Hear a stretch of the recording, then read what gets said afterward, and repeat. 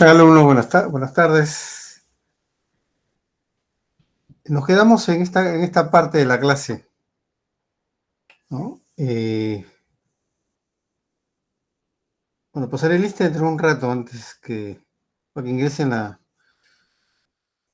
sus otros compañeros.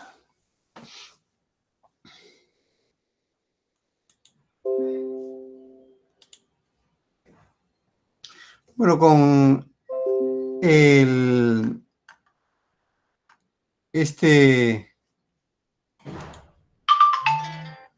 presión arterial, ¿no? O sea, invasiva, ya se culmina con lo que es los equipos de monitoreo, ¿no? El parámetro que mide, ¿no? Bien, entonces pasemos ahora a ver seguridad eléctrica, ¿no? Seguridad eléctrica en equipos biomédicos, ¿no? Hay unos temas acá que indican, pues, ¿no?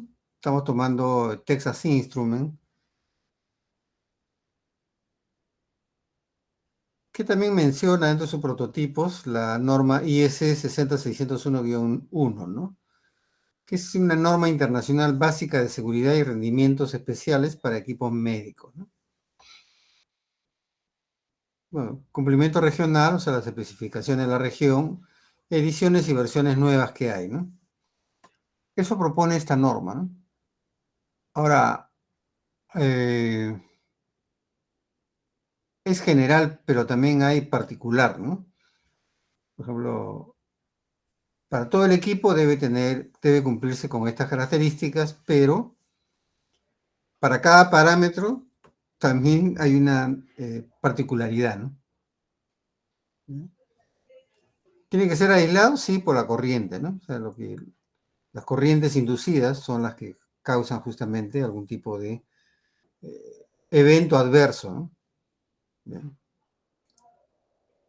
Las fugas eléctricas internas deben estar separadas, ¿no? Sí, claro, entre tierra de paciente y la tierra del equipo, ¿no? O del procesamiento, ¿no? El aislamiento de seguridad puede ser por transformador, principalmente, pero también puede ser por condensador, ¿no? Hay límites de corriente de fuga, ¿no? Aislamiento en los sensores de adquisición de la señal, claro, el paciente, ¿no? Tiene que estar aislado. Y aislamiento en el procesamiento de datos, ¿no? O sea, la fuente de poder del equipo y el procesamiento de los datos, ¿no? Tienen que estar separados, cosa que ya lo hemos visto anteriormente, pero hablando de esta norma es la que justamente te da esa característica especial, ¿no?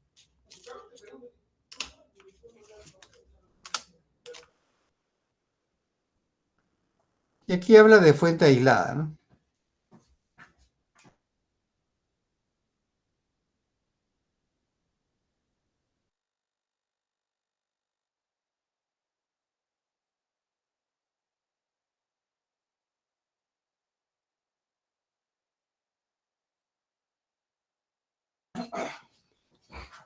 Entonces tenemos ahí fuente aislada. Entonces hay que destacar el aislamiento entre el circuito analógico y la unidad de procesamiento digital, ¿no? Eso significa que el circuito analógico es el circuito de entrada, ¿no? Donde está el sensor, el transductor, ahí es la adquisición de la señal, ¿no? Esa parte es analógica, ¿no? Y el procesamiento tiene que estar separado, hay un aislamiento ahí, ¿no? La norma, ¿no? Especifica que el paciente debe tener un aislamiento de hasta 5 kilovoltios, o sea, 5000 voltios, ¿no? Como separación de tierra, ¿no? Para evitar corrientes que hagan un loop, ¿no? Un bucle, y las corrientes de fuga regresen al paciente, ¿no? ¿Ya? Y los datos tienen que estar aislados. Entonces, el aislamiento es en la fuente de alimentación, ¿no? Características típicas, ¿no? Que es para cada uno de ellos, ¿no? Depende del tipo de dispositivo que se utilice, ¿no? Por ejemplo, acá 1 hasta 3.3 voltios o hasta 24, ¿no? ACDC, ¿no? ¿no? También puede ser batería, ¿no? Y salida de voltaje también, hasta 5 voltios. Y salida de potencia, ¿no? Entre 5 a 7 vatios, ¿no? O sea, la fuente de poder no debe consumir mucha corriente, ¿no? Y el aislamiento tiene que estar en 5 kilovoltios. O sea, eso es en cualquier equipo biomédico o médico que esté conectado a paciente, ¿no? Y podemos ver acá un circuito, ¿no? Un diagrama de bloque, perdón, ¿no? Viene los electrodos, ¿no? De este EKG o de otros, ¿no? Tenemos aquí la entrada analógica, ¿no? Y la tarjeta, ¿no?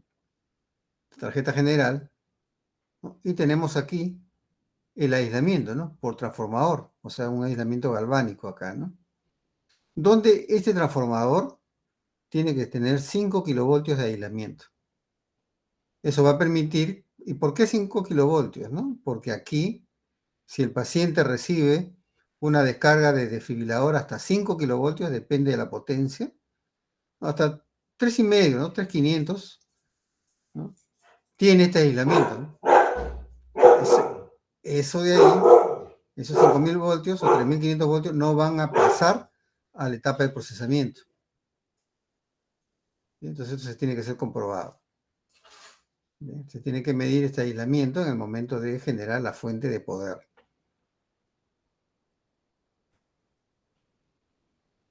Y eso sería un convertidor, ¿no? DC-DC, ¿no? Prácticamente vendría a ser de esta manera, ¿no? Ya lo hemos visto ahí en otro circuito analógico, ¿no? Con Colpitts, ¿no? Se transforma la señal, la tensión DC, ¿no? A que cierra con esta tierra, ¿no? Y luego de hacer la pulsante, rectificarla nuevamente y hacer la tierra aislada, ¿no? Y esta tierra aislada iría para el paciente, ¿no? Y esta tierra, ¿no? Sería para el procesamiento. Pero aquí, en la parte del acoplamiento acá, del transformador, tiene que haber una barrera de 5 kilovoltios, ¿no? 5,000 voltios, ¿no? O sea, 5 kV. ¿Ya?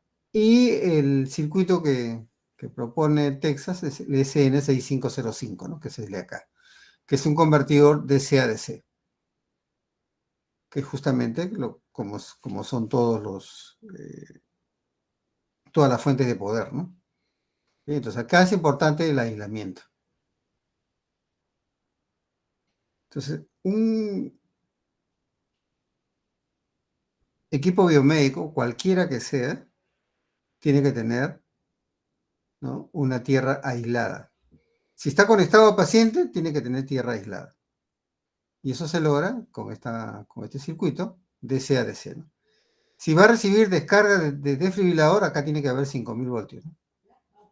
De aislamiento por transformador, que normalmente es el característico, ¿no?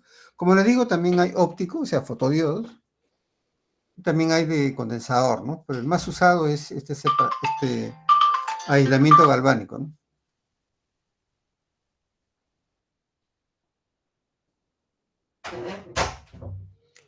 Entonces, con eso cerraríamos el capítulo de monitores multiparámetros hasta la fuente de alimentación.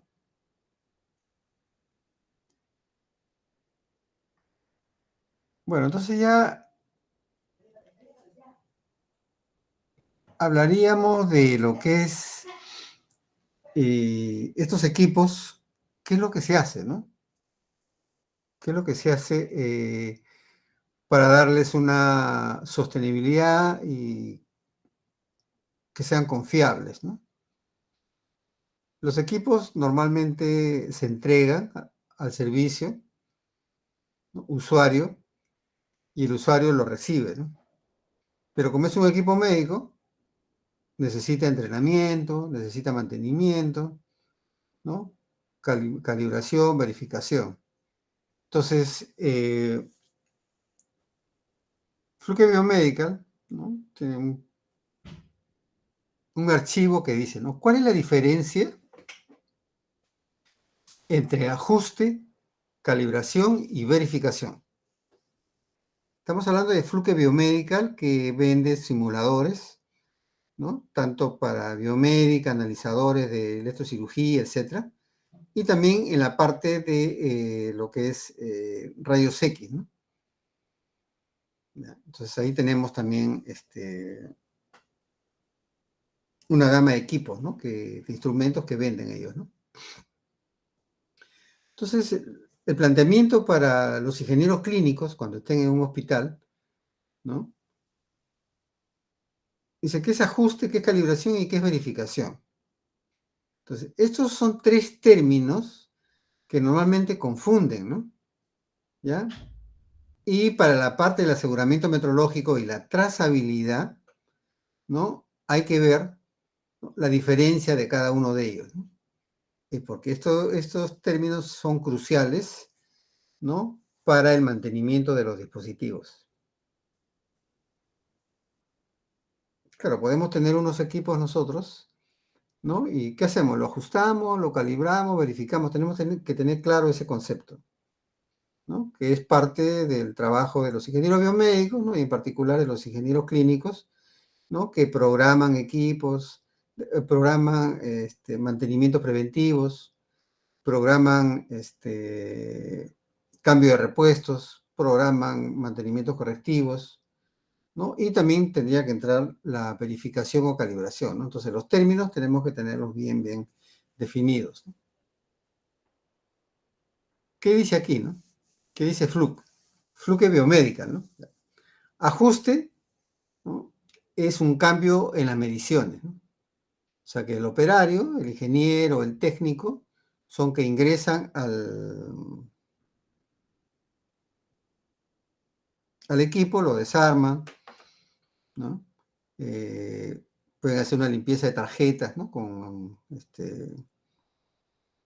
se llama spray limpiacontactos, ¿no? Limpiar, ¿no? Luego volverlo a armar y probar, ¿no? Con un simulador, ¿sí? Si por algún motivo, algún valor, ¿no?, estamos utilizando un simulador y seleccionamos, por ejemplo, ¿no?, una presión de 120/80 y el equipo, el monitor no te da esa medida, ¿no? Entonces nosotros podemos ingresar ahí, ¿no?, al circuito y podemos ajustar, ¿no? O sea, podemos cambiar un potenciómetro, ¿no?, o algún circuito amplificador, darle más amplificación, ¿no?, y llegar a ese valor, ¿no?, para que coincida. Entonces, estamos nosotros haciendo el mantenimiento preventivo y estamos ajustando, ¿no?, porque estamos llevándolo al valor que nosotros estamos dándole como referencia. ¿Bien? Temperatura también, por ejemplo, ¿no? Temperatura, ¿no? Tenemos un patrón, ¿no?, para medir temperatura y está dándome 37 grados Celsius y el equipo no te da esa medida, ¿no? Entonces, si no te da la medida, ¿qué hacemos, no? Entonces, tenemos que ver, ¿no?, de un potenciómetro, o el puente Whiston, ¿no? Tiene ahí un ajuste, ¿no? Podemos ajustarlo, ¿no? Y que el patrón que tenemos lo ajustamos, ¿no? Y le damos la operatividad, ¿no? Entonces, el patrón 37 y la medida 37 grados Celsius, ¿no? Estamos ahí, ¿no? Con más o menos un error que puede haber, ¿no? Pero ahí el profesional está ajustando, ¿no?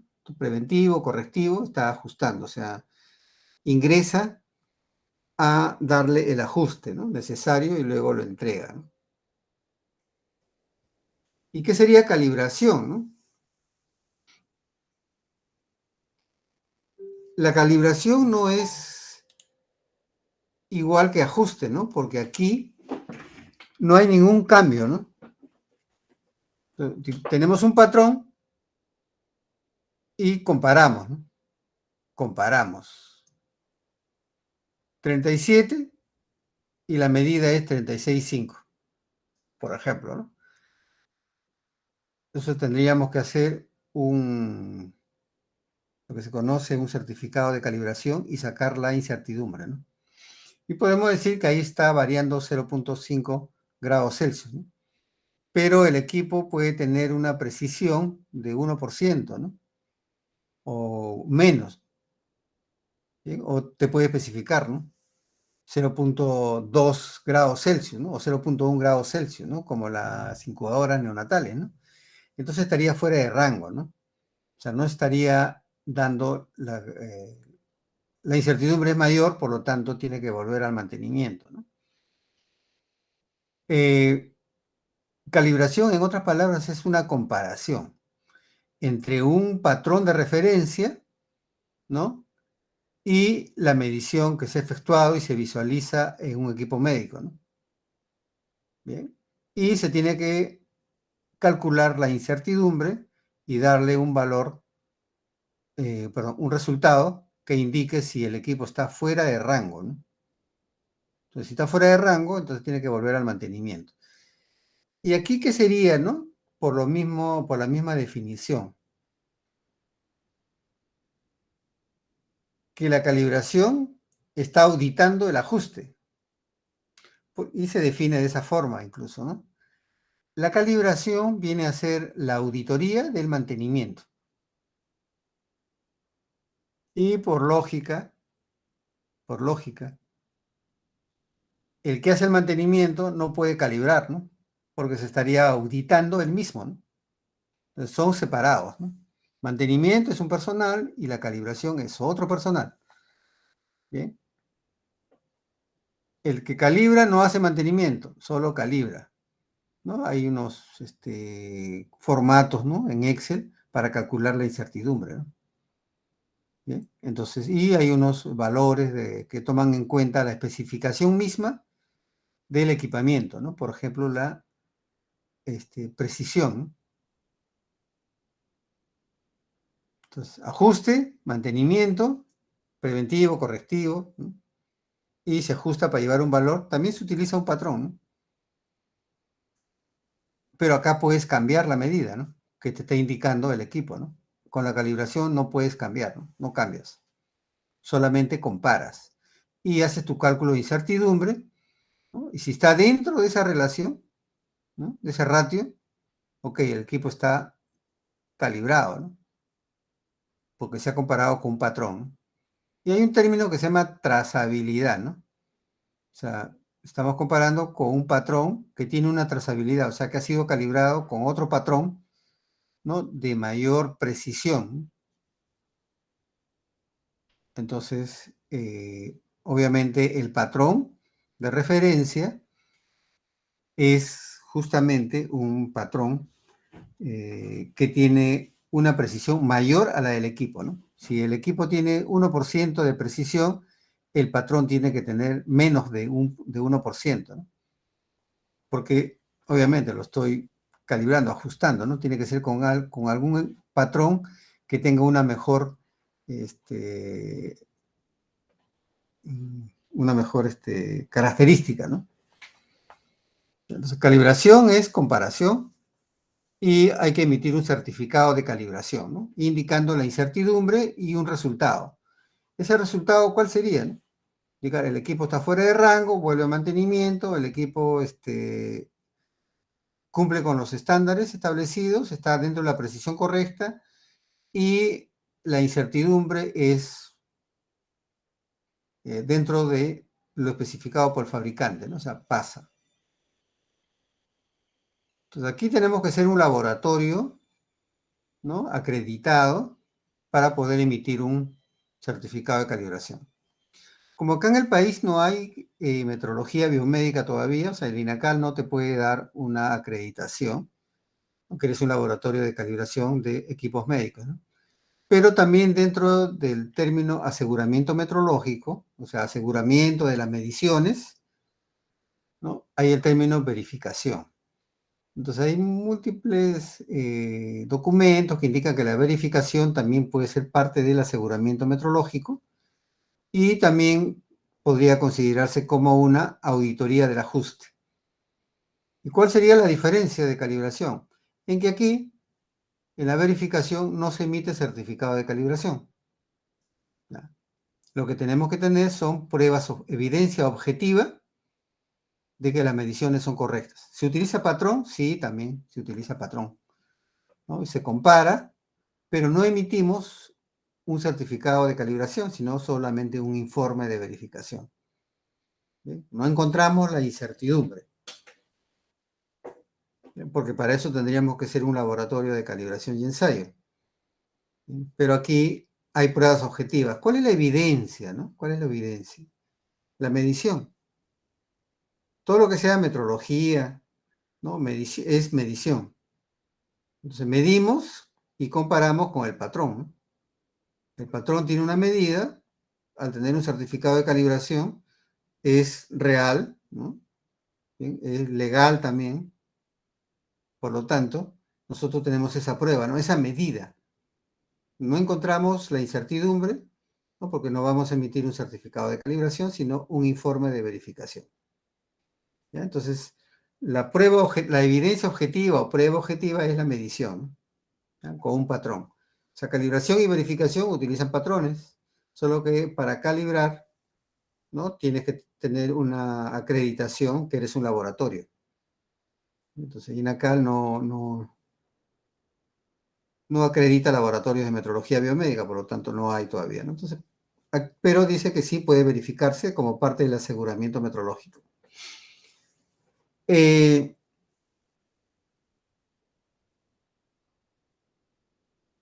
Por ejemplo, ¿por qué no hay tanto, digamos, conceptos más claros, ¿no? Respecto a las calibraciones en equipos médicos, ¿no? Porque no ha sido tratado a profundidad, ¿no? Y entonces como que lo han dejado ahí, ¿no? La ley de dispositivos médicos del Perú es igual a la ley de dispositivos médicos de Colombia, solo que le han sacado un párrafo donde indica que en Colombia dice, ¿no? Todos los equipos médicos que están en un hospital están a cargo del ingeniero clínico, ¿no? Y son responsables del mantenimiento, calibración, ¿no? Dentro del tiempo especificado. Eso lo dice. Por lo tanto, en Colombia tienes que calibrar todos los equipos una o dos veces, ¿no? Cada año o cada 2 años, ¿no? Depende del equipo, ¿no? Entonces aquí, por esa razón, le sacaron ese término y no hay, pues, ¿no? No hay laboratorios por eso, ¿no? ¿Sí? Porque no te lo exigen, ¿no? O sea, tu mantenimiento, lo pruebas con tu simulador, ¿no? Y puedes dar un informe de verificación, eso es lo que se está exigiendo ahora, ¿no? Anteriormente no se hacía, pero ahora sí. Entonces, estos términos, ajuste, mantenimiento preventivo, calibración, un laboratorio, comparando con un patrón, ¿no? Y emitiendo un certificado de calibración con la incertidumbre, ¿no? ¿Sí? Y aquí la verificación, ¿no?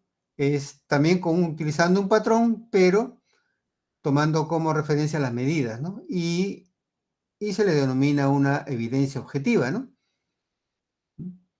Y con eso se hace un informe de verificación, ¿no? Es parte del aseguramiento metrológico también, ¿sí? Pero aquí es con certificado de calibración que no se hace en el país, ¿no?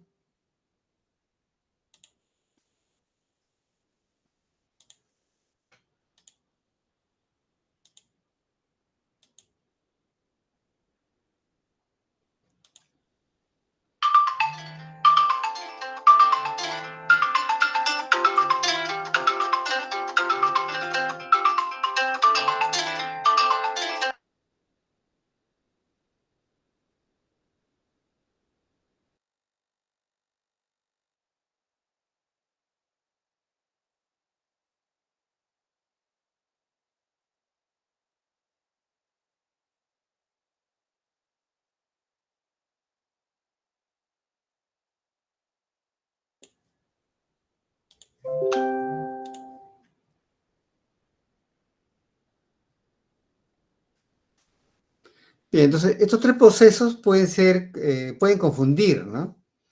Pero son diferentes, ¿no? Cada uno tiene un rol importante, ¿no? En el proceso de medición, ¿no? Y la precisión en el rendimiento de los dispositivos, ¿no? Como dice ahí, ya en resumen, el ajuste es el cambio en las medidas, ¿no? Eso es parte del mantenimiento, ¿no? Calibración es comparación, ¿no?, entre un patrón de referencia, ¿no?, y las mediciones del dispositivo, ¿no?, bajo prueba. Y la verificación es evidencia objetiva, ¿no?, que se está cumpliendo con las especificaciones, ¿no? ¿Bien? Y el término aseguramiento metrológico, ¿no?, es el mantenimiento, perdón, es el parte del programa, ¿no?, que se tiene que tener en un hospital, ¿no? Aseguramiento metrológico. Quiere decir que todas las mediciones tienen que estar, ¿no?, dentro de los parámetros para los cuales el equipo ha sido diseñado. Bien, entonces, ajuste, calibración, verificación es parte de los términos de procedimientos de mantenimiento, ¿no? Y confiabilidad de los equipos, ¿no? Es un término que, para que un equipo sea confiable, tiene que haberse hecho mediciones, ¿no? Ajuste o verificación o calibración, ¿no? Entonces, eso hace confiable, ¿no?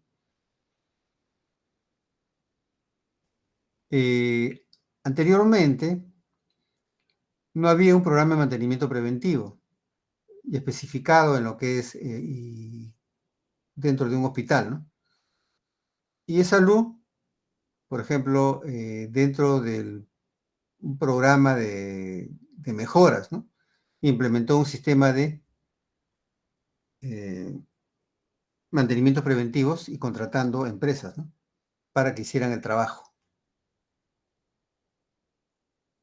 Entonces, se empezó a tercerizar el servicio, ¿no?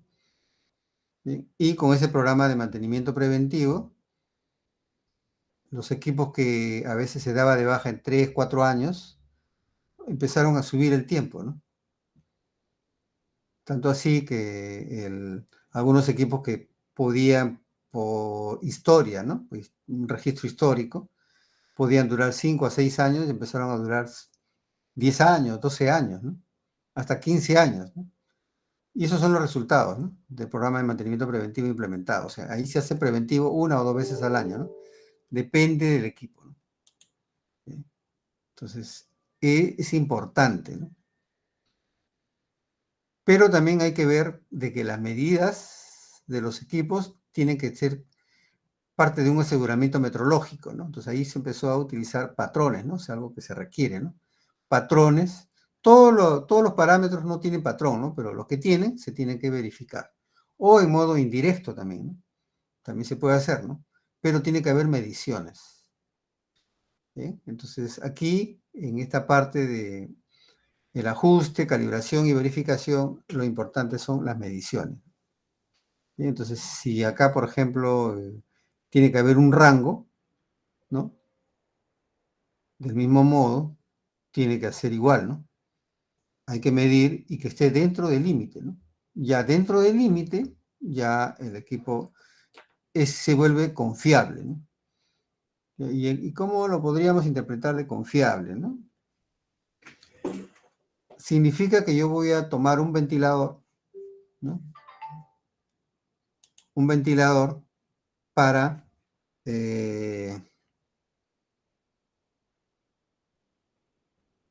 llevarlo a la UCI, le echo el mantenimiento preventivo programado,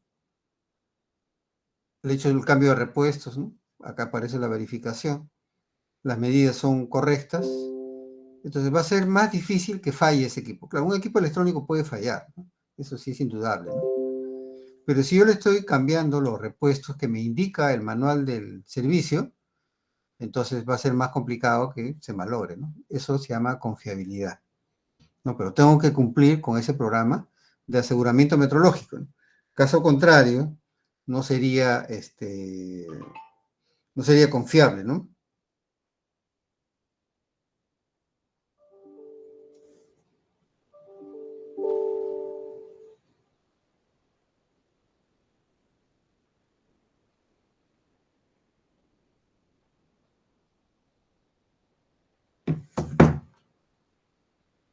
Bien, vamos a ver lo que es una introducción acá, lo que es la 60601-1, ¿no?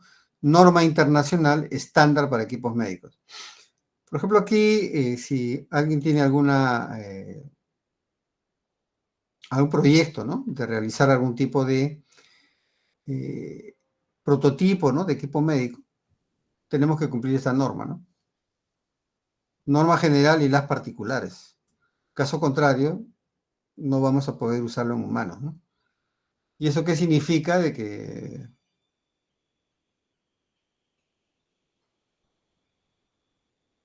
para que pueda ser aprobada, ¿no? Por la FDA o el etiquetado de la Comunidad Europea, tenemos que demostrar que para nuestro prototipo hemos utilizado esta norma, ¿no?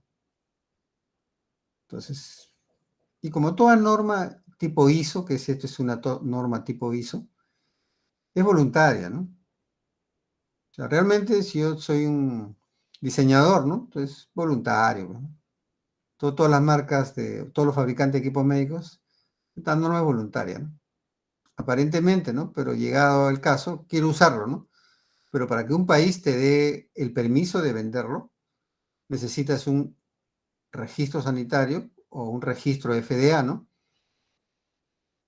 Y la FDA, el regulador americano o norteamericano de equipos médicos, ¿no? ¿Qué te dice, no? Ok, ¿cumples con esta norma? Si cumples, perfecto, ¿no? Si no cumples, no. Entonces, es obligatorio, ¿no? Entre comillas, es no obligatorio, pero sí es obligatorio porque tienes que demostrar, ¿no? Que cumples este estándar. Y las pruebas de seguridad eléctrica se hacen con este equipo que se llama analizador de seguridad eléctrica, ¿no? Donde se coloca aquí el equipo y se colocan los cables y acá las tomas de tierra y se verifica que no haya corrientes de fuga, ¿no? Y que las corrientes dentro las corrientes del cable de paciente por los electrodos, ¿no? Son bajos, ¿no? O sea, menor a 10 microamperios, ¿no? Entonces, con este equipo yo lo verifico. Se llama analizador de seguridad eléctrica, ¿no? Tengo la conexión, ¿no? Un electrocardiógrafo y viene aquí y acá está. Entonces, ¿qué sería la prueba de seguridad eléctrica, no? Garantiza la seguridad de los médicos, visitantes o pacientes, ¿no? ¿Ya? Porque puede haber una fuga, ¿no? En la carcasa y el usuario tiene un choque eléctrico, ¿no? Y el paciente que está conectado, ¿qué cosa puede pasar? Puede haber una corriente de fuga mayor a 10 microamperios y el paciente puede fallecer, ¿no? Entonces, eso es, justo también cuando hemos hablado en esta parte, indica de que el equipo debe ser seguro, ¿no? Si no es seguro, entonces no es confiable, ¿no?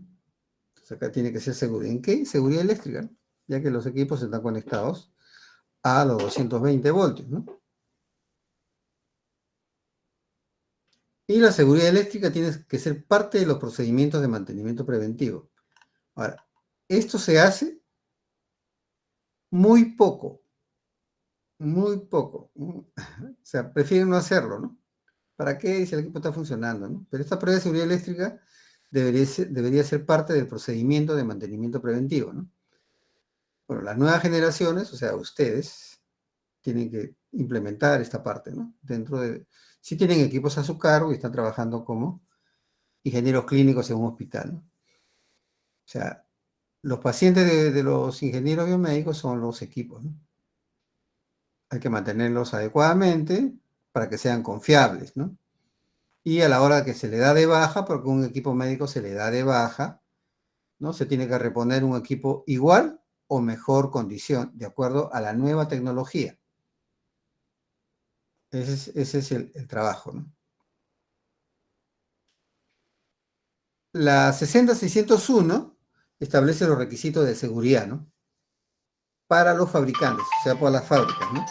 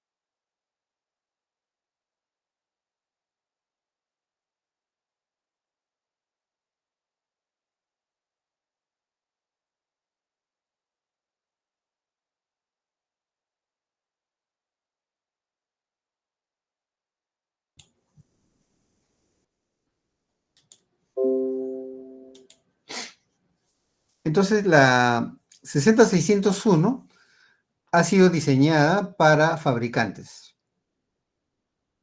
¿bien? Donde ahí se tiene que medir justamente los 5000 voltios, ¿no? El aislamiento, ¿no? Entonces, la 60601 es un estándar para los fabricantes.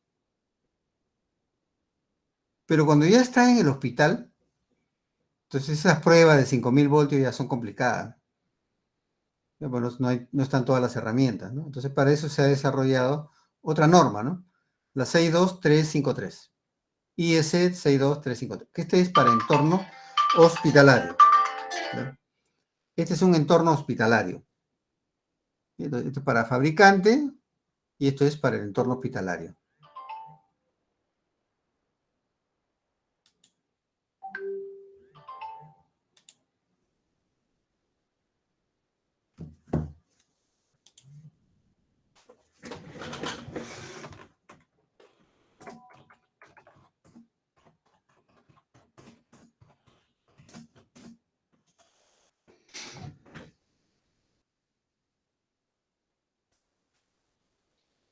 Entonces, en el entorno hospitalario podremos nosotros tener justamente, ¿no? Un analizador de seguridad eléctrica, ¿no? Y podemos ver, ¿no? Podemos ver acá estas pruebas de seguridad eléctrica, ¿no? Para el entorno hospitalario, ¿no? Y esta normativa ya es un poco más suave que esta, ¿no? No incluye los 5000 voltios, ¿no? Las pruebas de aislamiento, ¿no? Un fabricante tiene que probar eso, ¿no? Pero ya cuando ha sido desarrollado, y entonces en el hospital, ¿cómo vamos a realizar, ¿no? La prueba de 5000 voltios, ¿no? Si esto ya está, ¿no? Pero acá tenemos que verificar otras características, ¿no? La corriente de fuga, por ejemplo, ¿no? Tanto en carcasa como en electrodos. Bien, entonces, el estándar en el hospital es IS 62353, o sea, para el entorno hospitalario de uso de ingenieros clínicos. Y en la fabricación de equipos médicos hay varias formas, ¿no? De definir, ¿no? Por ejemplo, clase 1, protección eléctrica clase 1. Entonces, los equipos biomédicos, ¿no? Por ejemplo, el electrocardiógrafo, ¿no? Y los monitores multiparámetros, ¿no? Algunos, ¿no? Son clase 1. Entonces, la protección clase 1 es, aparte del aislamiento básico, ¿no? Hay la toma de tierra del hospital, ¿no? O sea, el tercer electrodo, ¿no? ¿Ya? Aislamiento básico y tierra de protección. ¿Y cómo sería el modelo eléctrico, ¿no? Tenemos acá, ¿no? Bien, vemos aquí el aislamiento, ¿no?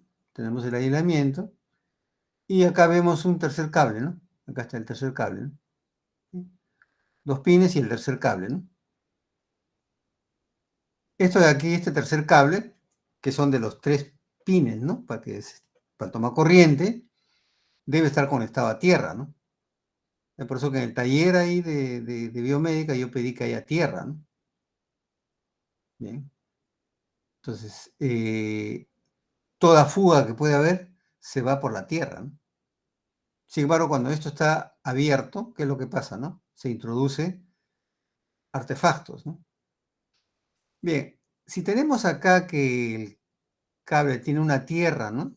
Hospitalaria, que anteriormente era menor de 10 ohmios y ahora es menor de 5 ohmios, y la impedancia del paciente puede ser húmedo, 75 ohmios, ¿no?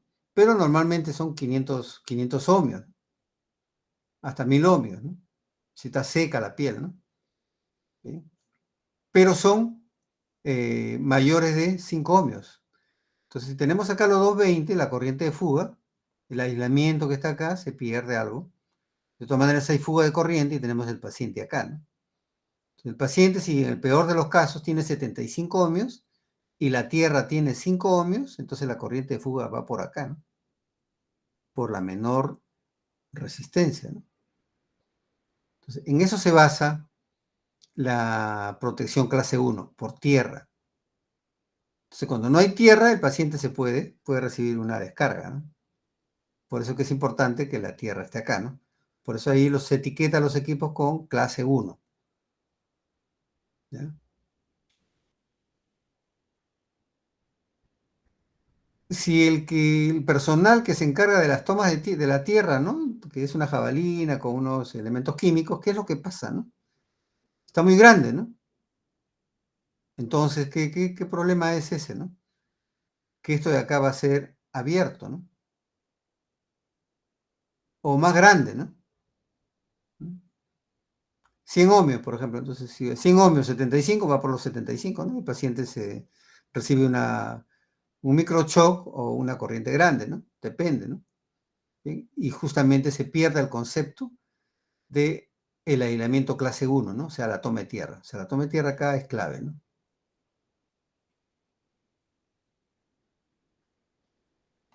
Y podemos ver acá un ejemplo, ¿no?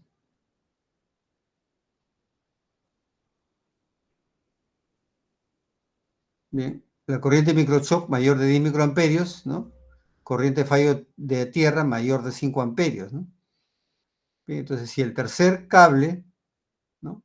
Está abierto acá, ¿qué es lo que pasa? Que el paciente va a recibir toda la corriente, ¿no? Y va a pasar por el corazón, por ejemplo, si tiene conectado un catéter, ¿no? Bien. Sin embargo, cuando ¿cómo se llama? El paciente está bien conectado, no hay problema, ¿no? No hay fuga, ¿no? Y funciona clase 1, ¿no? Funciona la toma tierra, ¿sí? Entonces no puede pasar por el paciente esa corriente, ¿no? Entonces el aislamiento clase 1, entonces depende de aislamiento, ¿no? Por la toma de tierra, ¿no? De un hospital, ¿no? Pues dentro de las funciones también la tierra tiene que estar, pues, hay que revisarla, ¿no? Hay que hacer un programa también de inspecciones para que se mida, ¿no? El aislamiento, la tierra, ¿no? Del equipo, ¿no? Con un equipo que se llama telurómetro, ¿no? Se coloca ahí y se mide la resistividad, ¿no? De la tierra acá, ¿no? Entonces se puede definir menos de 5 ohmios, perfecto, ¿no? Eso va a proteger cualquier fuga, ¿no? Y luego hay protección eléctrica clase 2, ¿no? Que eso, los monitores multiparámetros, la mayoría tiene protección clase 2, ¿no?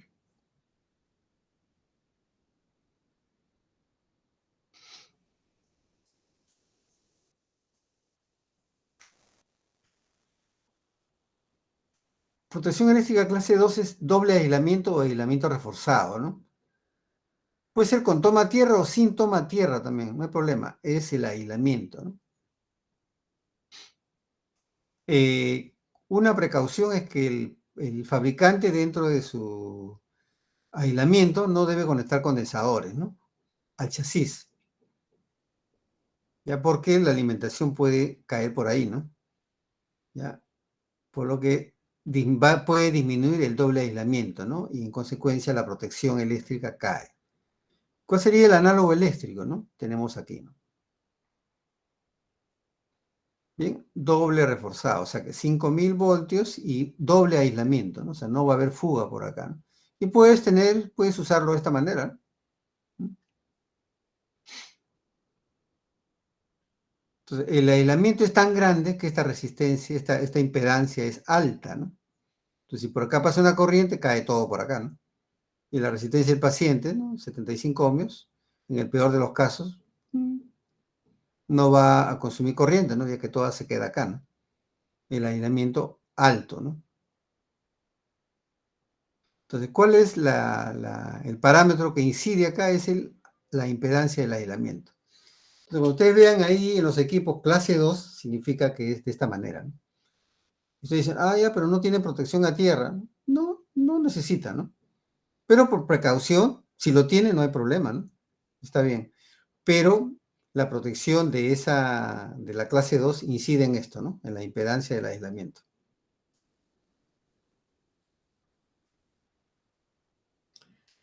Y luego hay protección eléctrica clase 3 o también IP, ¿no? La protección se basa en alimentar a tensiones muy bajas, quiere decir por baterías, ¿no? Para que pueda producirse un choque eléctrico o un microchoque, más o menos puede ser 26 voltios DC.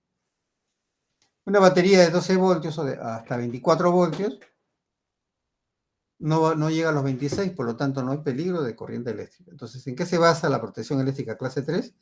En la tensión, ¿no?, de alimentación.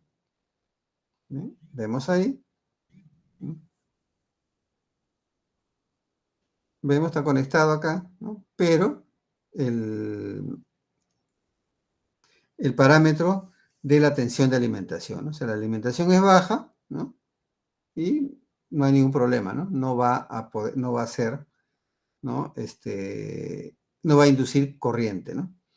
Entonces, normalmente los equipos están conectados, ¿no?, sin usar, y las baterías están cargadas, ¿no? Y luego se usa, ¿no? O sea, los monitores multiparámetros pueden utilizarse en un momento, ¿no? Y tienen una batería de larga duración, ¿no? Se conecta para que recarguen y solamente estuvo la batería, ¿no? Y entonces también acá no, el parámetro tensión no incide en eso, ¿no? ¿Bien? Entonces, esos son los tres tipos de clase 1, clase 2 y clase 3, ¿no? O IP, ¿no? Que tienen protección eléctrica de cualquier equipo médico, ¿no? Y hay algo que se denomina partes aplicadas, ¿no? O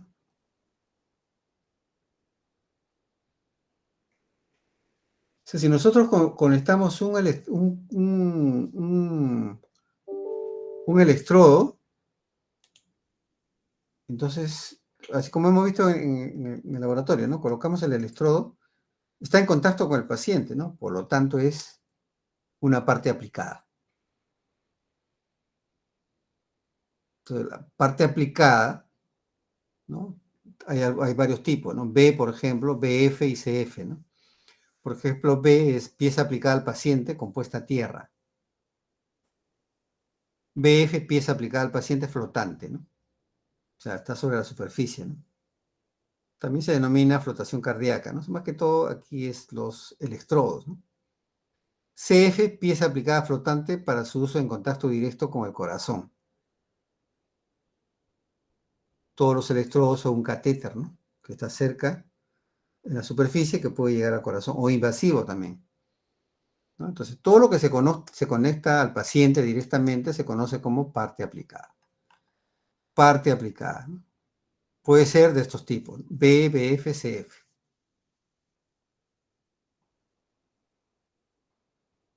Tipo B es cuerpo, ¿no?, no invasivo. Por ejemplo, cama del hospital, ¿no? Referencia a la tierra, ¿no? El hospital, normalmente las camillas están aisladas, ¿no? O sea, tienen unas garruchas que no hacen contacto, ¿no? ¿Bien? Tipo BF es también no invasivo, tipo flotante, ¿no? Por ejemplo, el desfibrilador, ¿no? Esas paletas son para eso.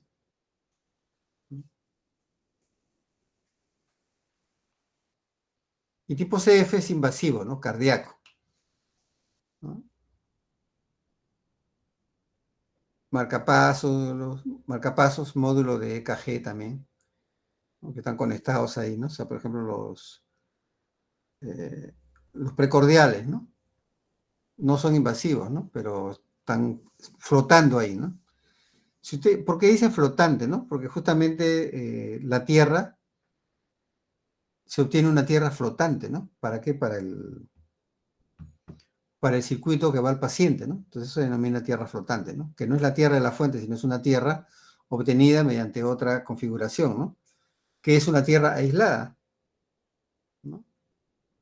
No solamente por 5000 voltios, ¿no?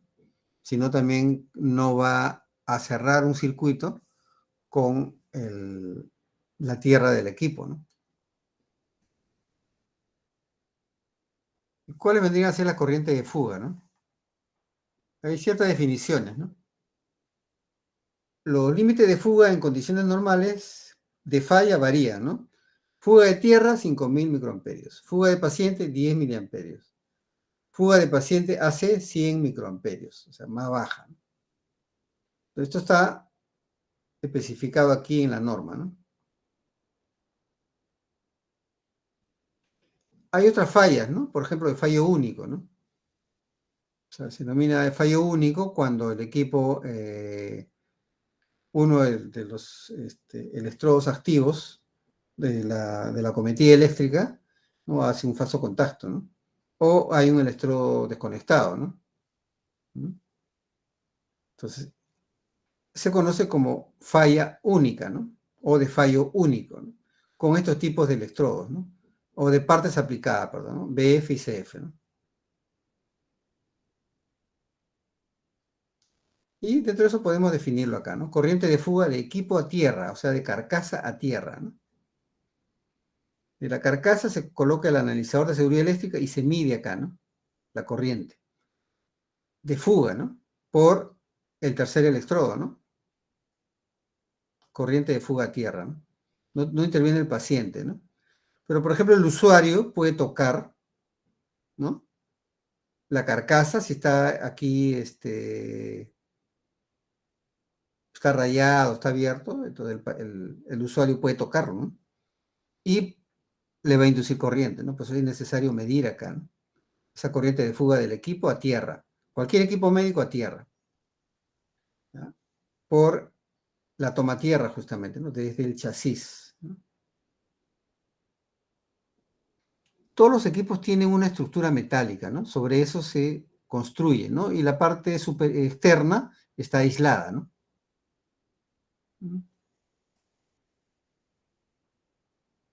Corriente de fuga del chasis, ya esa que pasa por el paciente, ¿no? Aquí, ¿qué es lo que pasa, no?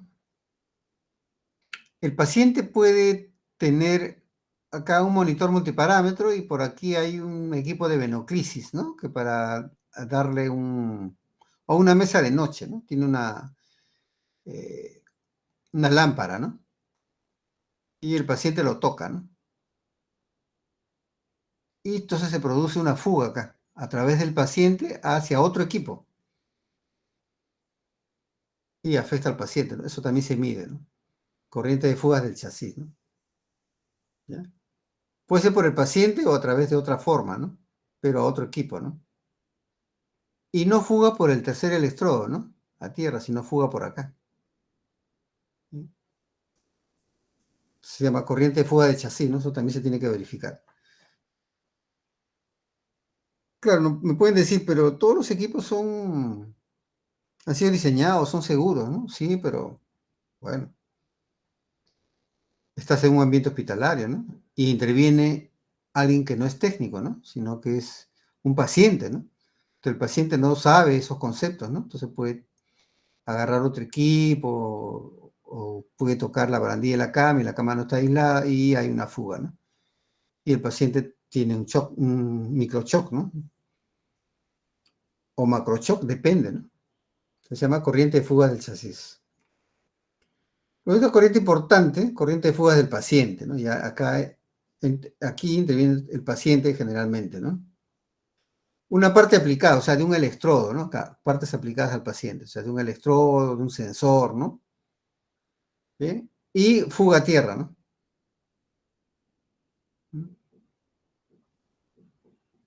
Puede ir a tierra o puede ir a otro paciente, ¿no? También acá, ¿no? A otro equipo, ¿no?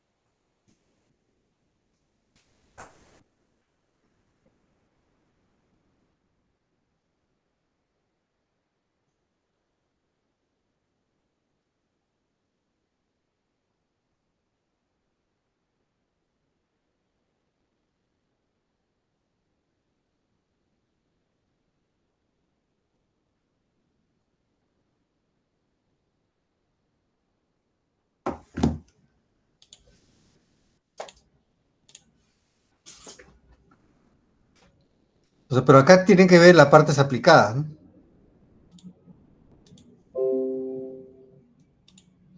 Ahora, entonces puedes decir, ¿y con qué se mide esto? Claro, con el analizador de seguridad eléctrica, ¿no? Y hay unos videos de Fluke para verlo, Fluke Biomedical para ver.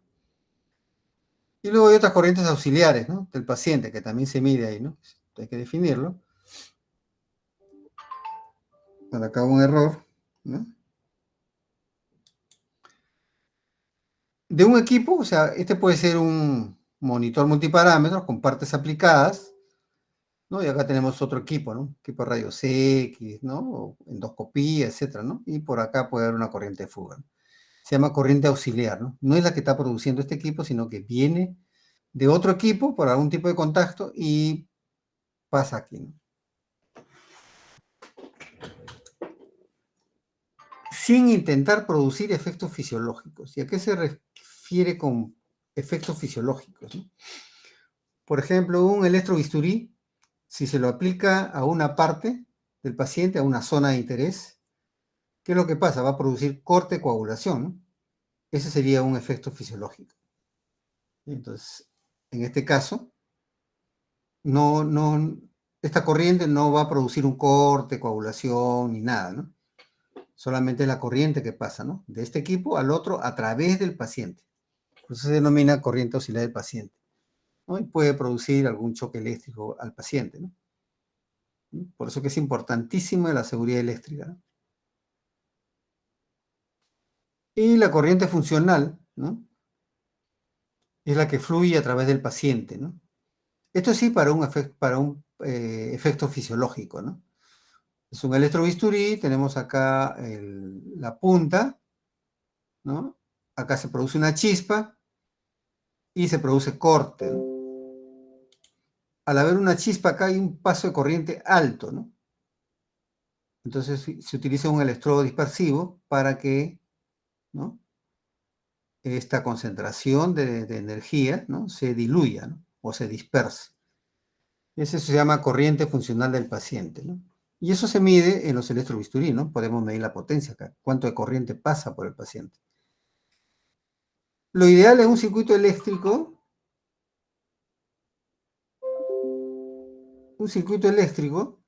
¿no? En un equipo biomédico, ¿no?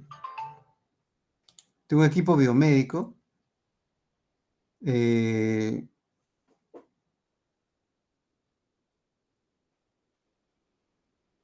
tiene que tener acá una potencia específica, ¿no?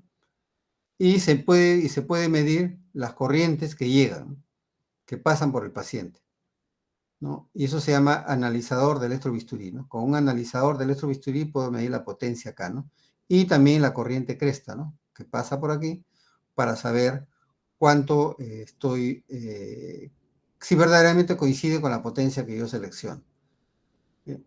En todo circuito eléctrico de algún equipo médico, el paciente no forma parte del circuito. O sea, estoy en un monitor con electrocardiografía, la corriente que produce ese equipo no pasa por el paciente. Más bien lo que hace es extraer señal, ¿no? Pero en el electrobisturí sí el paciente es parte del circuito, porque la corriente que se genera acá circula por el paciente. O sea, el paciente es una resistencia de carga, ¿no? Es una resistencia de carga. ¿Ven? Entonces, eso sería corriente funcional del paciente.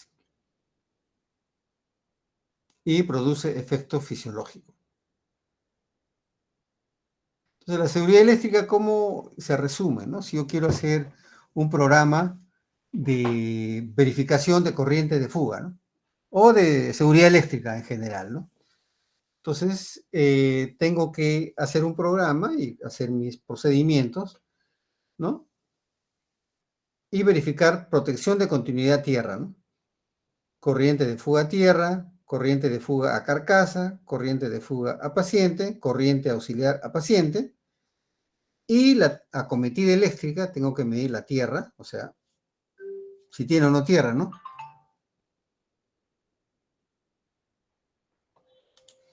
¿Ya? Luego estado de conexión eléctrica de la red, medición de tierra neutro, medición entre terminales y medición de la frecuencia. Eso es lo que se tiene que determinar. Si nosotros vamos a hacer un programa de verificación de la seguridad eléctrica, entonces nosotros tenemos que ver justamente eso, ¿no? Tenemos que hacer un programa en base a esto. O sea, la seguridad eléctrica es importante para darle confiabilidad, ¿no? Y que el paciente verdaderamente esté seguro. Y si nosotros queremos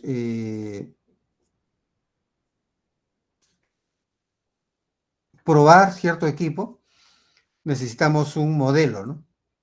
Y la misma IEC, ¿no? Y las otras empresas que venden analizadores de seguridad eléctrica, como Ritgel, por ejemplo, te dan un modelo, ¿no? Entonces, con este modelo, un modelo humano, ¿no? ¿Ya? Sería impedancia de una carga de prueba del paciente. O sea, con este circuito, acá están los valores, 10K más menos 5%, R2 1K más menos 5%, y este condensador, ¿no? 0.015 microfarads más menos 5%, ¿no? Con estas características, ¿no? Yo puedo ver aquí, ¿no? Los efectos de la corriente, o sea, me refiero a la fuga de corriente que existe, ¿no? En mis prototipos de prueba. ¿Y cómo se definiría así? MD, ¿no? Modelo, ¿no? De modelo IS para el cuerpo humano, ¿no? O dispositivo de medición también, ¿no? Bien. Y generamos este circuito y me sirve como circuito para hacer mis mediciones. Bien, entonces, claro, porque, por ejemplo, en un laboratorio, ¿no? un fabricante no va a tener, pues, ¿no?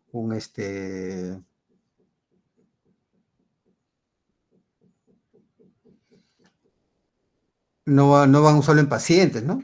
Para fugas de corriente, ¿no? Sino que utilizan un modelo, ¿no? Como este, ¿no?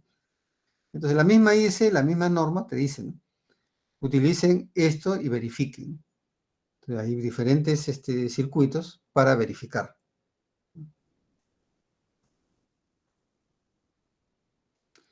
Y según la norma, ¿cuáles son los límites de la corriente de fuga, ¿no? Vemos aquí, para los diferentes tipos de partes aplicadas, ¿no? NC, medición en condiciones normales, y SFC, medición en condiciones de fallo de un solo terminal.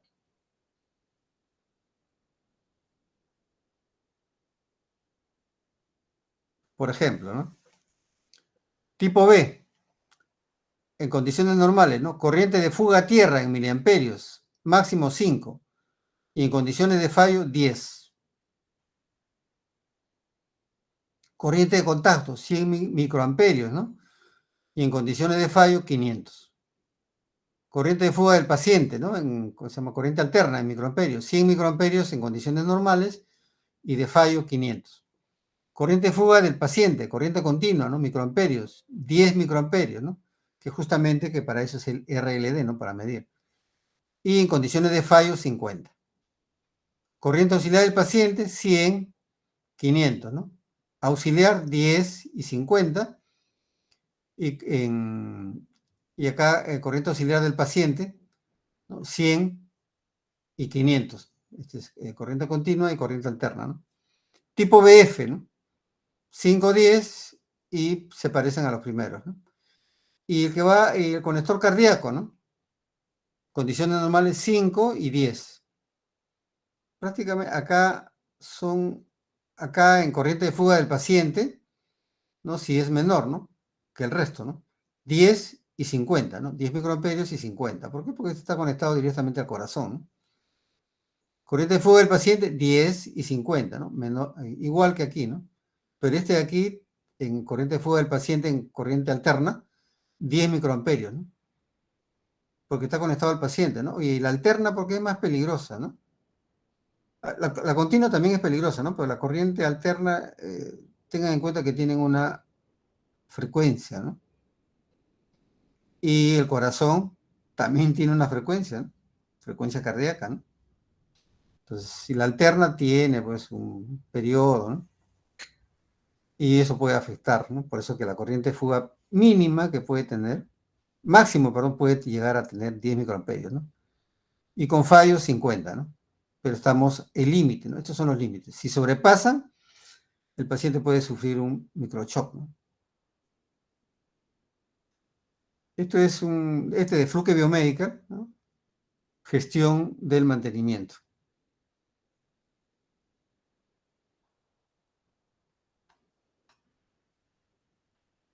Luego tenemos simuladores de señales biomédicas y la metrología biomédica, ¿no? Bueno, acá, por ejemplo, tenemos lo siguiente, ¿no? Para el aseguramiento metrológico se define precisión, exactitud. Esto es lo que tenemos que buscar, ¿no? Que sea preciso y exacto. O sea, la exactitud y la precisión, ¿no? Aquí. Entonces, la precisión aquí, por ejemplo, es preciso, ¿no? Porque está repitiéndose los valores en un punto. Pero es inexacto, no es exacto, porque el valor real es este, ¿no? Acá en el medio, ¿no? Es preciso, sí, porque está repitiéndose las mediciones, pero está fuera del valor real, ¿no? Impreciso y exacto están acá en el valor, ¿no? Pero está disperso las mediciones, ¿no? Entonces, impreciso, pero es exacto, ¿no? Impreciso e inexacto, ¿no? Están fuera del valor real y también está valores disímiles, ¿no? Entonces, eso es lo que nosotros tenemos que verificar, ¿no? Tenemos que verificar que nuestras mediciones, ¿no? Tienen que estar en este rango, ¿no? Tienen que ser precisos y exactos. Esta es la metrología y es parte del aseguramiento metrológico, ¿no? ¿Qué pasa si yo empiezo a medir, ¿no? Y me repite los valores, pero, por ejemplo, está fuera de rango, ¿no? Estoy dando un patrón, ¿no? 120/80 en NIBP o presión no invasiva, ¿no?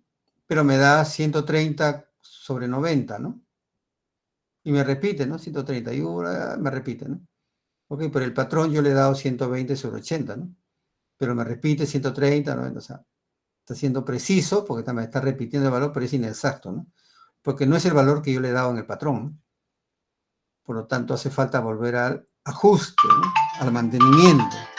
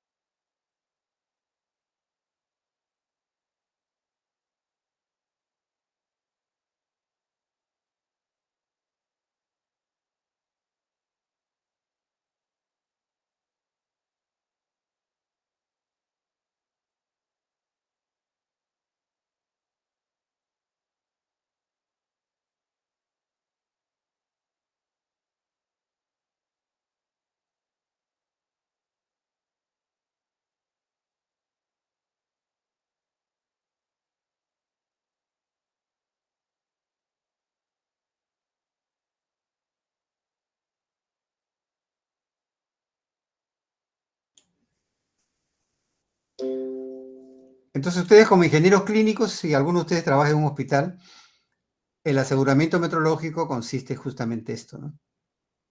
Que las mediciones que se hagan sean precisas y exactas. Preventivo y verificamos, ¿no? Y si es posible, también calibración, ¿no? Para poder tener un documento legal, ¿no? Pero la verificación también vale, ¿no? Pero entonces, eso es lo que se busca, ¿no? Ahora, ¿y por qué uno puede decir, no, pero por qué tengo que llegar solamente a estos valores, ¿no? Exacto y preciso? Porque justamente, ¿no? Para que un equipo sea confiable, tiene que medirme, ¿no? Siempre lo mismo, ¿no? Y coincida con el valor del patrón, ¿no? preciso y exacto, es parte del aseguramiento metrológico. Y el equipo lo vuelven confiable, ¿no? Tenemos aquí, por ejemplo, este equipo, Prone Technology, tiene simulador de PANI, no, perdón, simulador de saturación de oxígeno, tiene EKG, tiene PANI, tiene IBP, presión invasiva, tiene también frecuencia respiratoria, ¿no? Y tiene arritmias, ¿ya? Este circuito de acá, ¿no? Este simulador. Acá es como un dedo, aquí se coloca pues el transductor, ¿no? Para saturación de oxígeno. Bien, esta es la bibliografía, ¿no? Del equipo, perdón, del monitor multiparámetros, ¿no? Bien, ¿alguna pregunta sobre lo que hemos visto?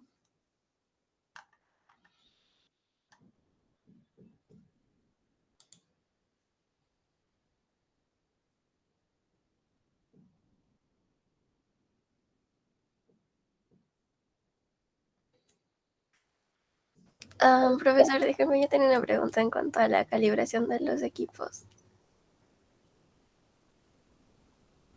Sí,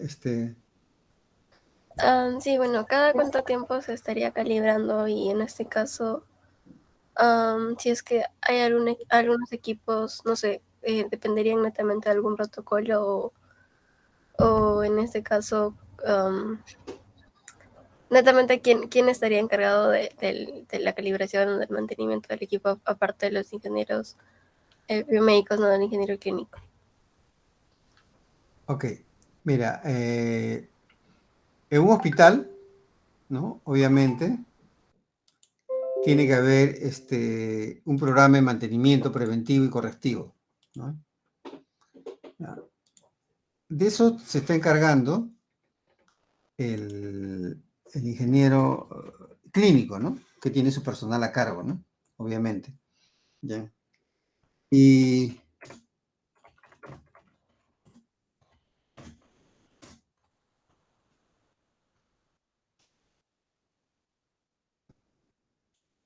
pues, se hace primero, a ver, ¿cuál es la función del ingeniero clínico, ¿no? Oiga, usted va a estar a cargo de este servicio y tiene 1000 equipos, ¿ok? De diferentes características, ¿no? Uno de soporte de vida, otro de máquina de anestesia, otros de emergencia, de laboratorio, etcétera, ¿no? Entonces, ¿qué es lo primero que tengo que hacer?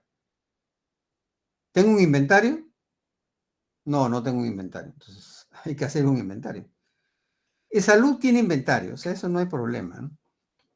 Salvo los hospitales nuevos, ¿no? Que están equipos en garantía todavía, ¿no? Pero los hospitales antiguos tienen equipos inventariados y tienen también equipos nuevos, ¿no? El problema es MINSA, ¿no? Ministerio de Salud es digamos, el pariente pobre de la salud y depende de los presupuestos, ¿no? Y entonces no tiene mucho equipamiento y tampoco le dan realce a la profesión, ¿no? Ya los ingenieros que están haciendo la función de ingenieros clínicos, que son electrónicos, mecatrónicos y otros, no tienen el peso suficiente, ¿no? ¿Ya? No tienen el peso suficiente para poder indicarle bien, pues, ¿no? A los administradores o a los directores, ¿no? ¿Cuál es la importancia, ¿no? Ustedes están recibiendo, por ejemplo, estas ideas, ¿no? De lo que se hace en un hospital, ¿no?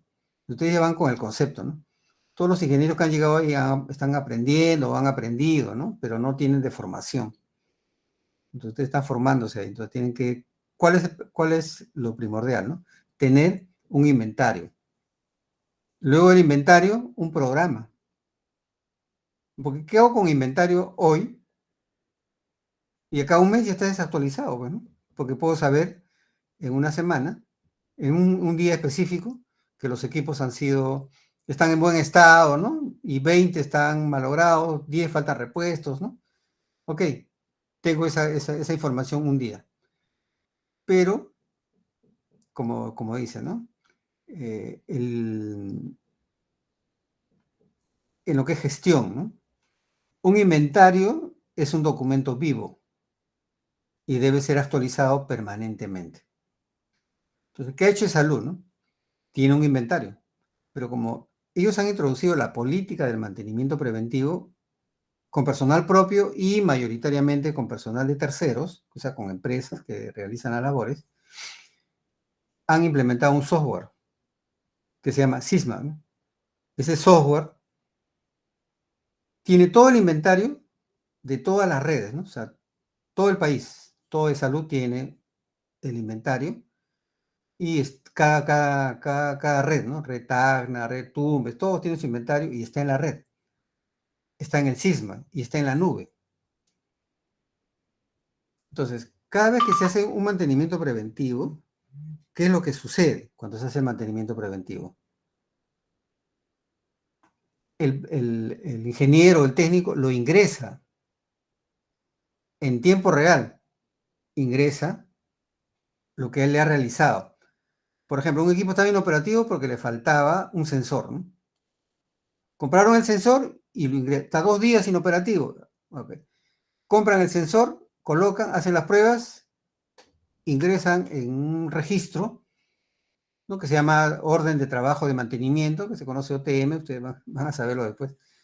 Esa orden de trabajo de mantenimiento se ingresa digitalmente y se va a la nube y se actualiza. Y se cumple lo que indica la OMS, ¿no? Tener un inventario actualizado sistemáticamente y con un programa de mantenimiento sistemático también. Entonces, mantenimiento preventivo correctivo en forma sistemática y en un programa. Entonces, ¿por qué Salud estuvo más fácil en poder dar la información que le requerían en el tiempo de la pandemia? Porque tenían un inventario real, cambiaba en tiempo real, ¿no?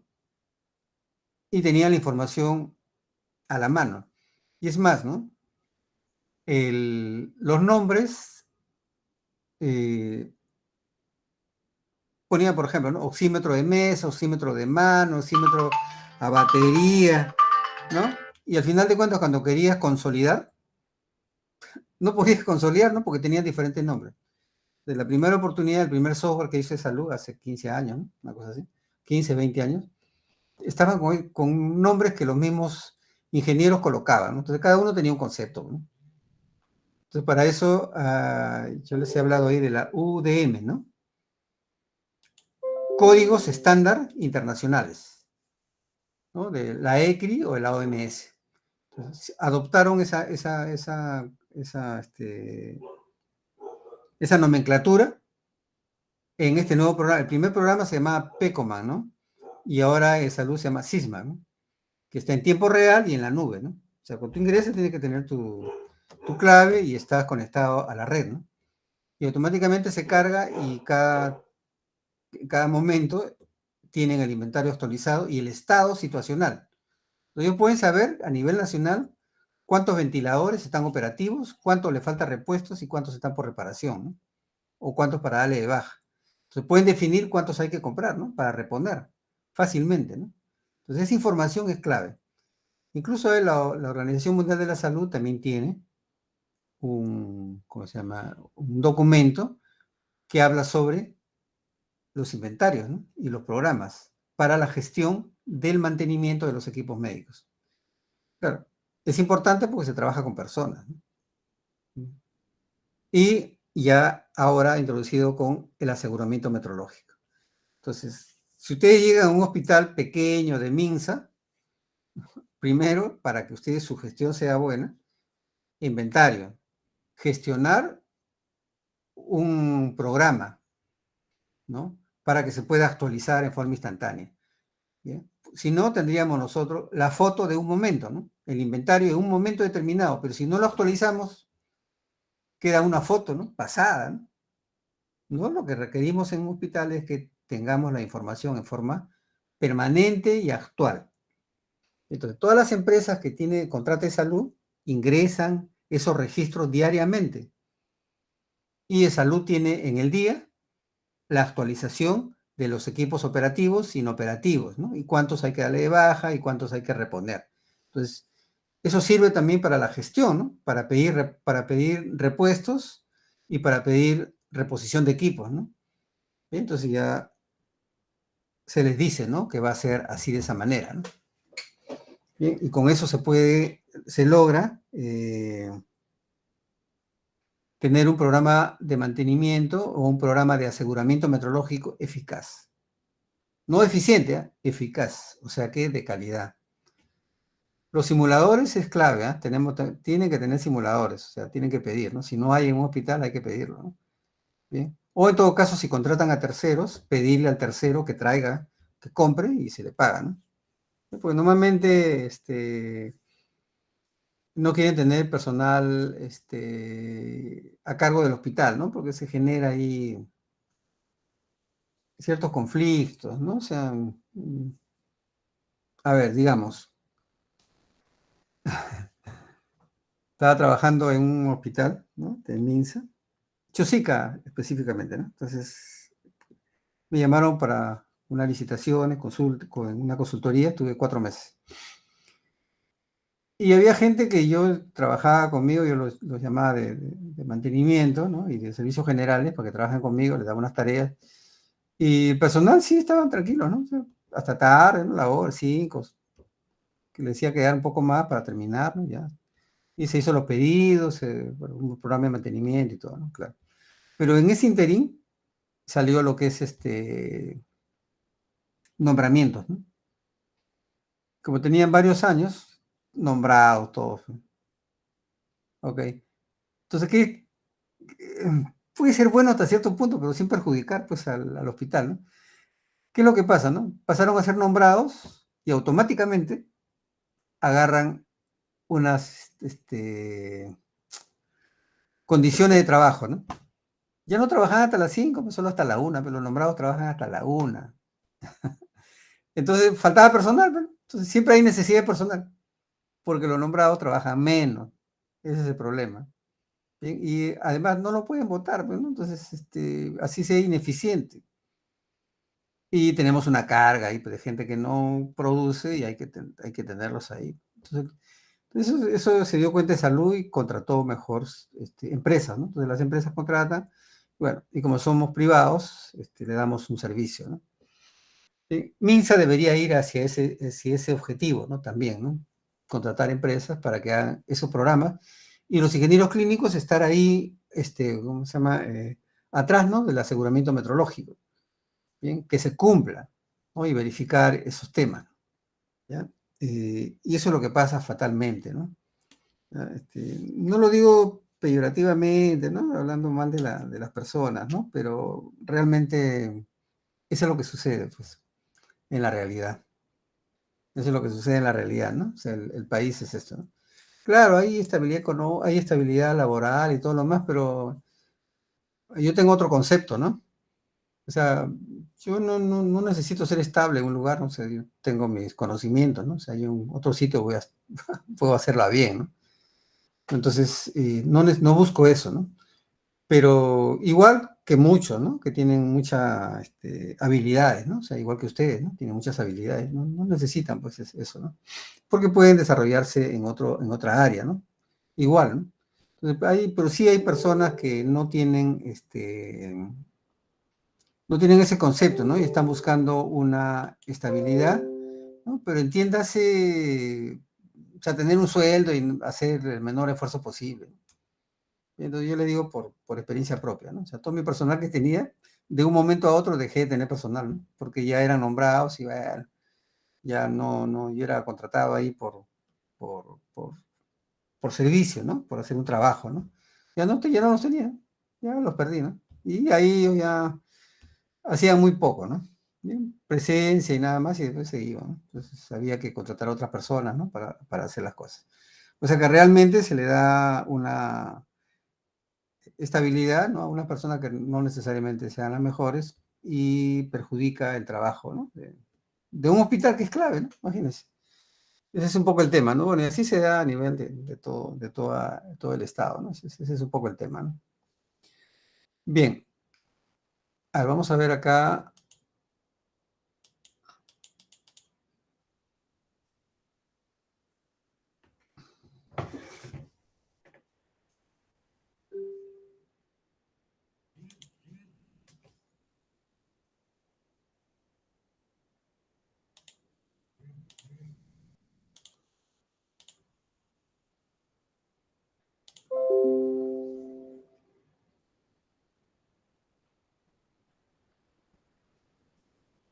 Vamos a ver aquí unos videos de BC Group, por ejemplo, unas demostraciones.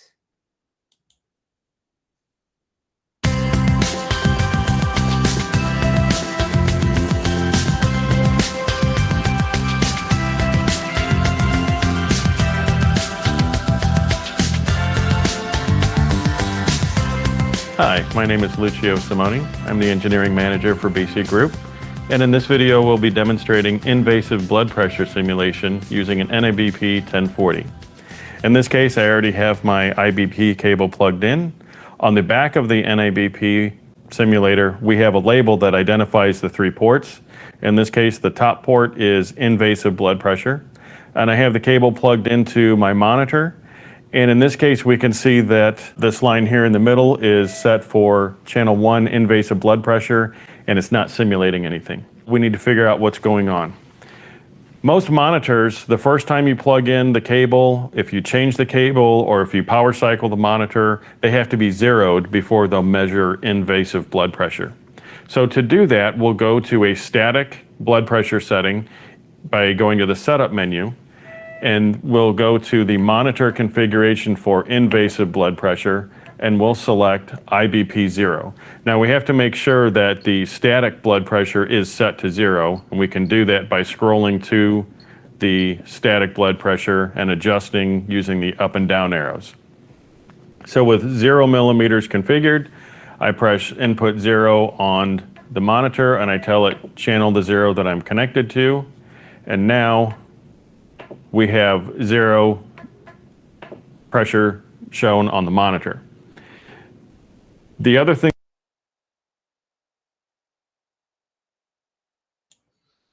Este es el simulador de PANI, ¿ya? Simulador de presión no invasiva. ¿No? Se colocan acá los conectores y acá ese es el patrón, ¿no? Entonces aquí estaríamos haciendo una verificación, ¿no? Se introducen los valores aquí y el monitor te debe mostrar. Ese es justamente el aseguramiento metrológico, ¿no? The thing that's important is the sensitivity. The NIBP has options for either 5 or 40 microvolts per volt per millimeter of mercury. And if that's not configured right, we won't get proper simulation on the monitor. So we have to make sure that that is configured correctly for our monitor. And when we go back out to the main screen, we'll be simulating dynamic blood pressure that is synchronized with the ECG and the NIBP pulses. So here we have set for 120/80 for the NIBP and the IBP as well. And in this case, we have 118/79 displayed on the monitor. We can change those dynamic settings by pressing the select button on the NIBP. And here we've scrolled to adult high, and it should be 190/120. And we can see that reflected on the monitor here. We also have adult low, which is 80/40. And the monitor responds pretty quickly, showing us the correct reading there. And we also have 70/40.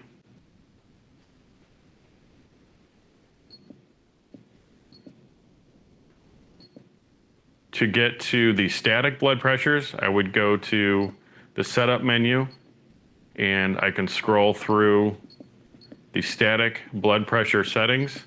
And at that point, I would watch for the center measurement to show me the static pressure that is being measured by the monitor. And so we can check that across the range to make sure that it is measuring accurately. Additionally, when we go to the ECG simulation screen, the IBP rate will be synchronized with either the normal sinus rhythm or the arrhythmia waveforms. The IBP arrhythmia will also be shown to the monitor. And again, to get back to the main screen, we press the up arrow and we get back to our home screen. And we can see that it simulates a normal sinus rhythm in the invasive blood pressure at 120/80. That concludes the features of the invasive blood pressure simulation. For more training videos or more information about BC Group products, please visit us on the web at bcgroupstore.com. Thank you for watching. If you have any questions or would like further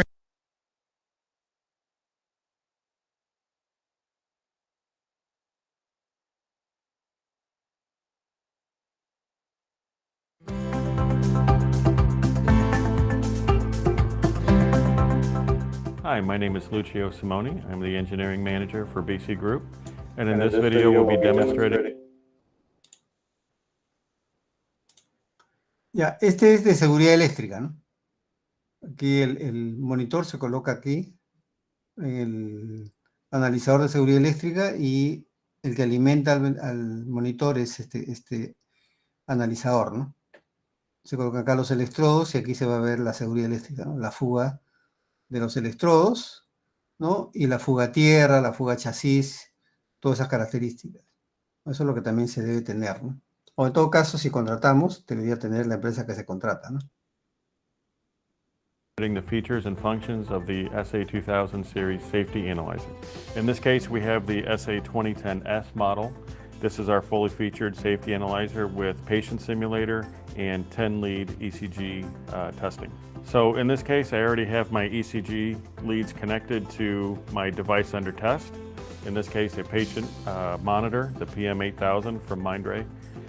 And I have a chassis cable plugged in to the ground terminal on the back of the device under test.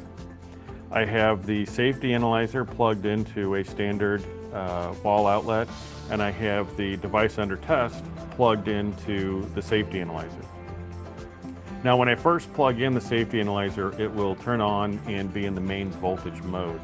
In this case, there's nothing for me to configure. I can just take my line voltage measurement directly off of the safety analyzer display. Up here, it will show me which units the measurement is displayed in. And also on this side over here, I have a receptacle test indicator. Now on the back label of the safety analyzer, there's an indication of what each of these LEDs mean. And this basically tells me that the outlet that I'm plugged into is wired correctly. What we're going to do in this test is some single fault conditions, such as what happens if the outlet is wired in reverse, what happens if there's an open hot or an open neutral or open ground. And in order for those tests to be valid, we have to make sure that the receptacle that we're plugged into is wired correctly. So we have our two OK indicators here. That tells me that everything is ready and good to go. So we can begin testing. Again, we already did the mains voltage test, and then we can test the device current. Now we'll notice that we have 0 amps displayed, and also the indication for our test receptacle is down here in this corner. So the safety analyzer powers up in a safe condition where the hot terminal is open, as indicated here by this LED. So I can close the hot terminal here, and now we can see we have a slight power measurement. And if I turn on the DUT, that power measurement increases. So now we can get our device current, and we can see as it runs, and it's displayed in amps. So we have 0.28, 0.3 amps on our DUT. Then we can advance to earth resistance. Now this is measuring the resistance from the ground terminal on the back of the DUT through the power cord to its earth ground. So in this case, we can see we have 0.07 ohms resistance. Now it's important if we have a high reading here, we may want to make sure that we get a good connection on the back of the device under test. A lot of times there may be some corrosion or buildup on the back of that terminal, so you may need to scrape it to get a good connection. In this case, 0.07, 0.06 ohms, that's a good reading.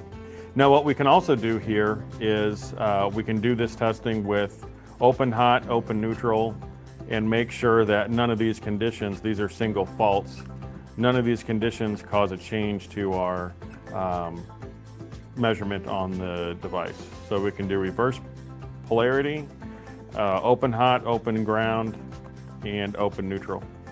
So obviously if we open our ground, well, now we have no ground connected, so we can't get a resistance measurement. So we want to make sure that when we're doing our earth resistance that we have the ground closed. Then we can move on to our leakage measurements indicated by this group here. We'll start with the earth ground leakage. This is measuring the current through the ground wire in the power cord. And again, we need to test this with normal conditions. In this case, we have 59 microamps measured. We also want to test under single faults. So we have an open neutral. We can see our current changes. We have open hot, our current changes, and with reverse polarity. And then again with open hot and open neutral in each combination of these measurements. Now in this case, since we're measuring the ground current, we force the ground to be open so that our measurement circuit is in series with that ground. So we can't close it in this mode, that's normal. Then we can move on to enclosure leakage.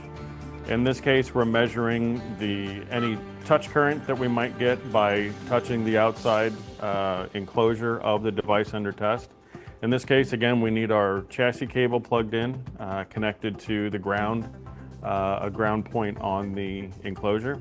And in this case, we have closed hot, closed neutral, and forward polarity, and we have 0 microamps. Lead to earth will measure any patient leads that would be connected to a person, or that could be connected to a person, to earth ground. And that, again, that's making sure that if those leads touch me, I'm safe. If I'm laying on a table that's grounded, I'm not going to get shocked. In this case, we need to select which lead we want to test. So we can test each lead one at a time, and we can make sure that there are no unsafe conditions there. In this case, we measure 0 microamps on each one of these leads, so that's good. We can also measure all of them at the same time. So that gives you a quick indication that all of these are measured to ground. If all of them connected give you a passing test, then you don't have to test each one individually. But if you do fail with all of them connected, then we can go back and select one at a time and determine exactly which one is causing us a problem. Okay? Then we can do lead to earth, or I'm sorry, we just did lead to earth. We can do lead to lead, and that is going to measure from any one connection to all the others. So we can select any one. In this case, we have the right arm selected, so that's going to measure current from this one to any other leads that are connected. Again, in this case, we have 0 microamps. We can also test in all of the other conditions, single fault modes with open polarity, open neutral, open hot. And then lead isolation, that makes sure that if we have, if any one of these terminals somehow comes in contact with the hot lead, with line voltage, how much current would flow through the device into the patient. So in this case, we'll select, again, any one of these leads, and we'll have to press the ISO test. Now what this does is this applies 110% of line voltage to the terminals here, and it measures how much current is flowing. So we have to hold down the button. We can see the high voltage present is blinking. That's telling us that we are applying 110% of line voltage to those terminals, whichever one is selected. And then we can measure the leakage current flowing through that. And we can do that for each lead. Okay. Then we can go to external mode. That is intended for if I have a device that's maybe hardwired to the power grid, I can't undo the ground terminal.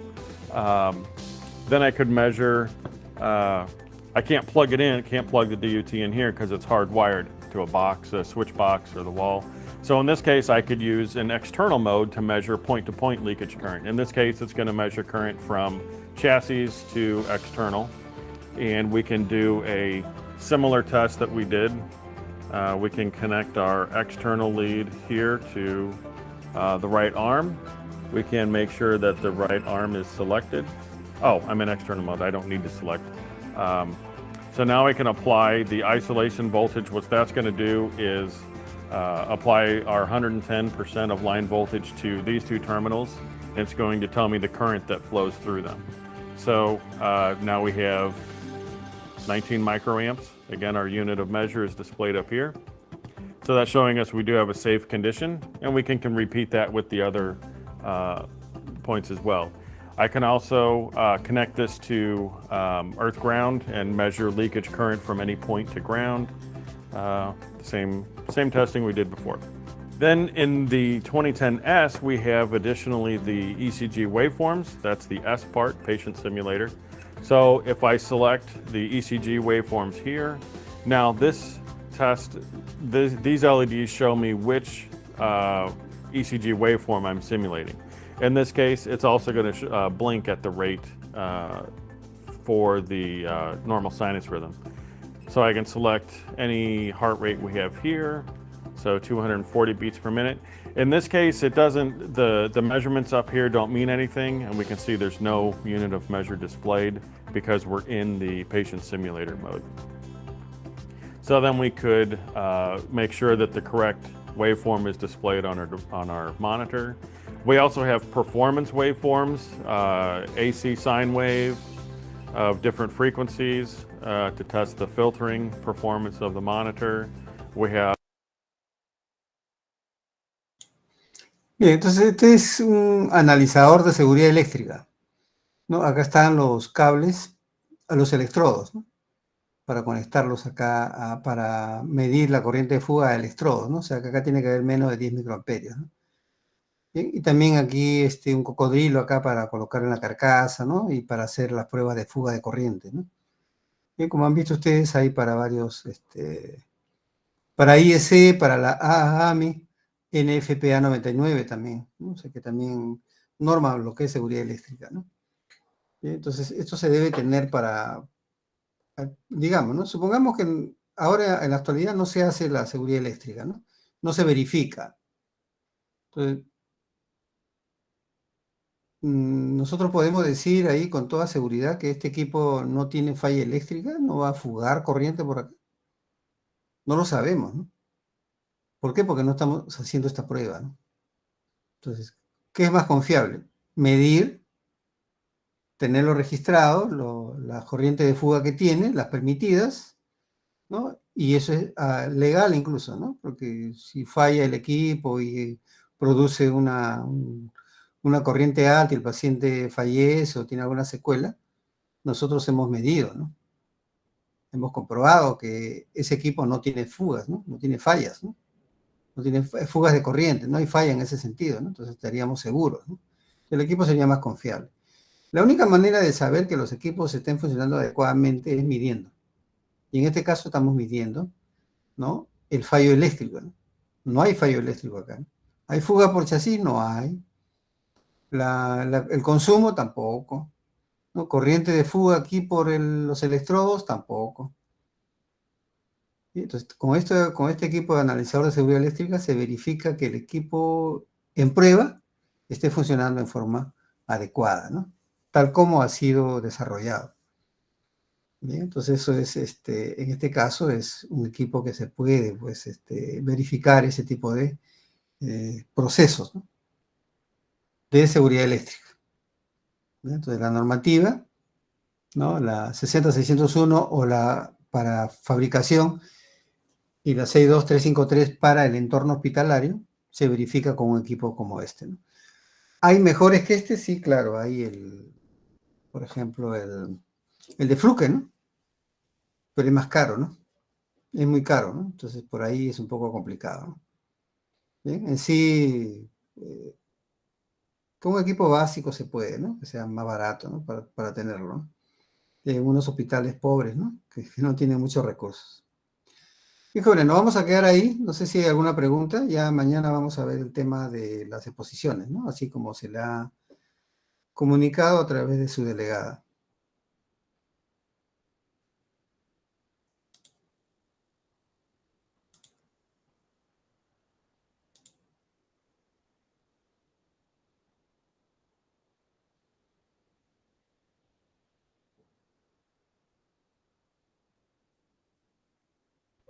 Muchas gracias, profesor.